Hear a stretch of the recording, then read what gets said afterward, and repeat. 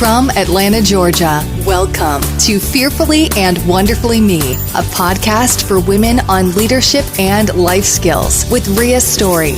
Rhea shares powerful life and leadership principles, helping you maximize your potential and become the woman God created you to be. Hello, everyone, and welcome to today's episode on Best Books of 2018. Some of you may know or you may not know that part of my personal growth and development plan every year is to read 50 nonfiction books. And now I do enjoy some fiction books from time to time too, as a way to relax. But part of my intentional personal growth plan is every year I read 50 nonfiction books, and so that averages out to about one a week, give or take. Now, usually what happens is that during the slow time, when we're not traveling and speaking as much, or if I'm not writing myself, then I can read more. And during those busy times of life, I tend to read less. But either way, it averages out to about 50 books per year. Now, I've had this goal as part of my personal growth plan for quite a few years. And I can remember I made it every year except one. And that's okay, because it was a year that I think that was the year I wrote Power of Effective Planning and Prime Time. I wrote Straight Talk, The Power of Effective Communication, and I think Mac and I both co-wrote Change Happens, Leading Yourself Through Change. So that was 3 or 4 books that I wrote that year, and so I didn't have as much time to read, and so I recognized that, and it was the only year that I didn't make that goal.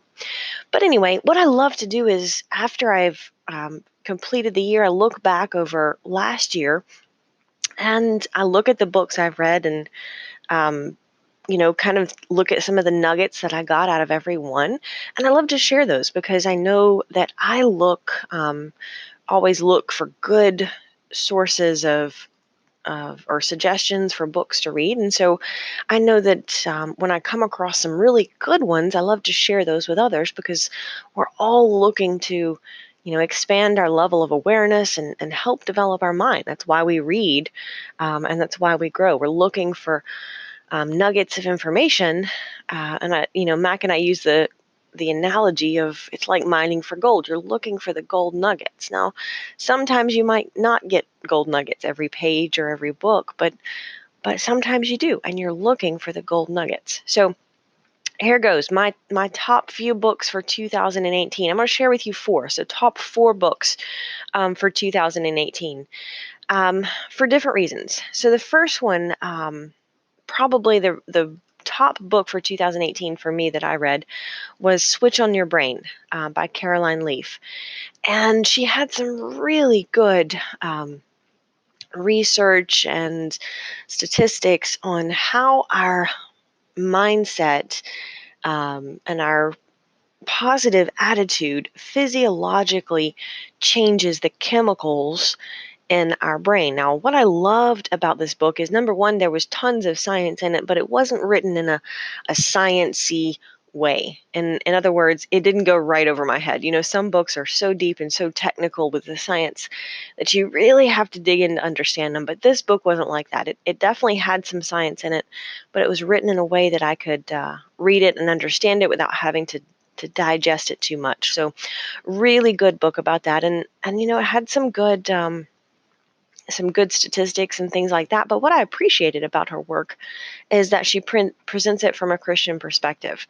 So there was the science there, but also the biblical perspective, which I appreciated. And I'm always talking about how positive mindset affects us and how it's so important to have a good attitude. And there it was, the science behind actually choosing a positive attitude, because it chemically changes our hormones in our body. And so we feel better. And so we do things better, and we act better, and we get better results in life. So I really, really enjoyed that book. And it's one that I will probably read again, maybe not this year, but maybe next year for sure, just because I know I can get some more nuggets out of that. So number 2, second book that I would say was my second book for 2018 was Mindset, The New Psychology of Success by Carol Dweck.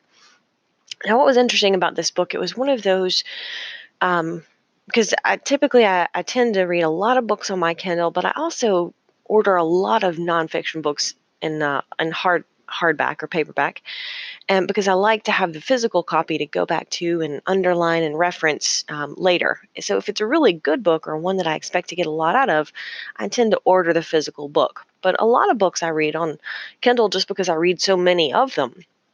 And Mindset by Carol Dweck was one of those books I stumbled across it by accident. I was online at on the digital library and just looking for new ebooks, and this one popped up, and I thought, well, it sounds interesting, because there again, mindset's something I'm always interested in.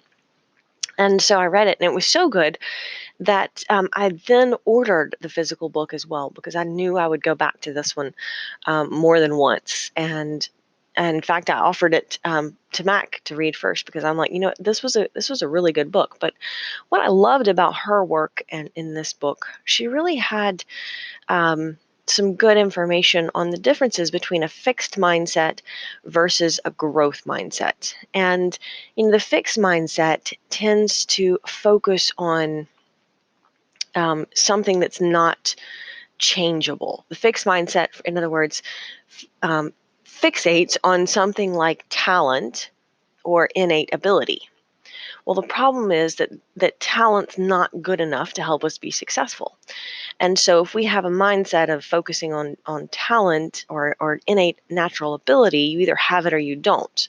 And so our success becomes linked in our mind to we either are good enough or we aren't. And sooner or later, talent's never enough. So a growth mindset focuses on learning and effort and the effort that goes into doing something.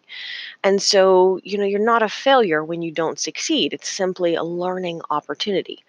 So, some really good, powerful work on that. And there again, it was one of those books that was presented in the not too sciencey way that I could understand it pretty easy and digest it. Number three. Book for 2018. This one's written by my friend Tom Telesco, and it's called Champion Your Life 10 Power Principles to Navigate Life's Punches and Achieve Your Dreams. Now, I've known Tom and his wife, Tanya, for several years, and they're just a wonderful couple that Mac and I are just, consider them friends.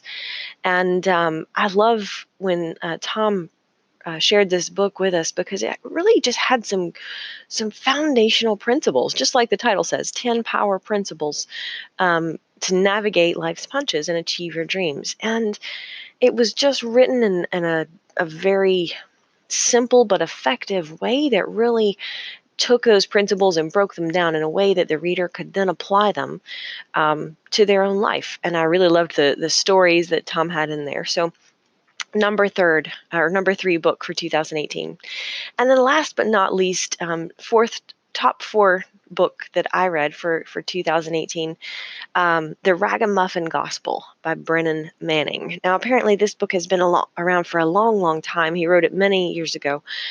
And what I really loved and appreciated about this book was he talked about our faith and believing in Jesus and the gospel of itself as being available for all of us who aren't perfect. And that's what I really love, because so many books talk about our religion or our faith as being something that is only for the good enough people. And there's no doubt that we absolutely have to make the effort to live like Christ as Christians. But Brennan Manning's work reminded us that we all fall short at times, and yet the gospel is still there available for us.